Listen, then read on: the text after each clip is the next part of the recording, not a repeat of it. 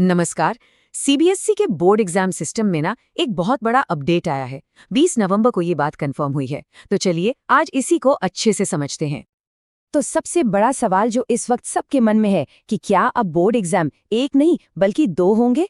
तो जी हाँ, इसका जवाब है हाँ। तो ये जो नया सिस्टम है ना, ये बोर्ड एग्जाम्स को दो अलग अलग फेज में बांट रहा है। चलिए देखते हैं कि इसका ऑफिशियल टाइमलाइन आखिर है क्या। तो पहला फेज होगा फरवरी मार्च में, ये है मेन एग्जाम्स।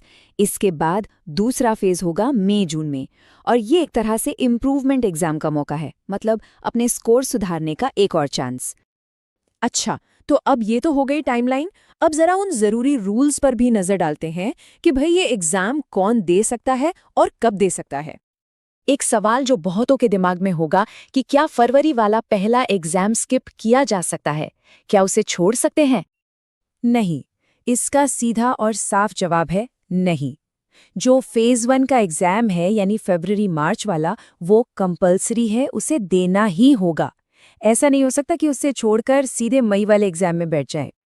तो फिर सवाल उठता है कि अगर कोई इस कंपलसरी पहले एग्जाम में एब्सेंट हो जाए तो तब क्या होगा? देखिए, यहाँ पर रूल बहुत क्लियर है। अगर कोई स्टूडेंट इमरजेंसी की वजह से एक या दो सब्जेक्ट्स में एब्सेंट रहता है तो उसे फेज 2 में मौका मिलेगा।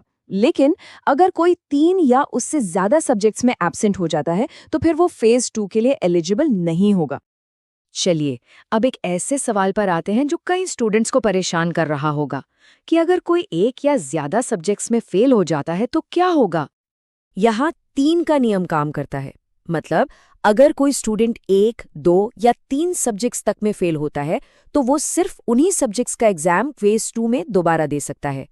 लेकिन अगर कोई 3 से ज्यादा सब्जेक्ट्स में फेल हो जाए तो फिर उसे फेज 2 का मौका नहीं मिलेगा और पूरा क्लास रिपीट करना होगा। तो बस ये नंबर याद रखिए, 3। इम्प्रूवमेंट एग्जाम के लिए एलिजिबल रहने के लिए फेज 1 में ज्यादा से ज्यादा बस 3 सब्जेक्ट्स में ही फेल हो सकते हैं, इससे ज्यादा नहीं। ठीक है, अब तक तो रूल्स की बात हो गई। अब आते हैं कुछ अच्छी खबर पर।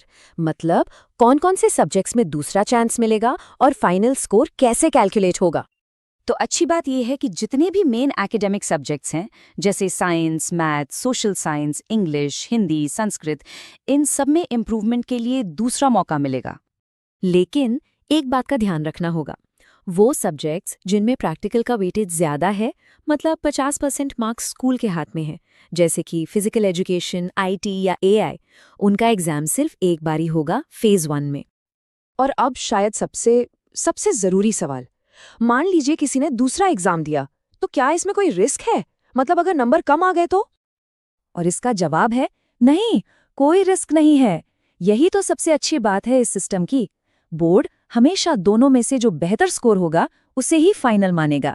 जैसे यहाँ देखिए, मैथ्स में पहले 60 आए, दूसरी बार 55, तो फाइनल स्कोर 60 ही माना जाएगा। तो बॉटम लाइन ये है कि इम्प्रूव करने की कोशिश करने में कोई हर्ज नहीं है, कोई नुकसान नहीं है, क्योंकि बेस्ट परफॉर्मेंस ही हमेशा काउंट होगा। चलिए खत्म करने से पहले कुछ और जरूरी पॉइंट्स पर फटाफट नजर डाल लेते हैं इस नए सिस्टम के बारे में। हाँ, एक और बात कंफर्म है प्रैक्टिकल एग्जाम्स को लेकर, वो सिर्फ एक ही बार होंगे और स्कूल से जो मार्क्स मिल गए वो फाइनल है। वो फेज 2 के लिए बदले नहीं जाएंगे, भले ही थ्योरी पेपर दोबारा दिया गया हो। तो चलिए इस पूरे बातचीत के जो सबसे जरूरी पॉइंट्स हैं उन्हें एक बार जल्दी से समराइज कर लेते हैं। फेज 1 सबके लिए कंपलसरी है। फेज 2 इम्प्रूवमेंट के लिए एक ऑप्शनल एग्जाम है।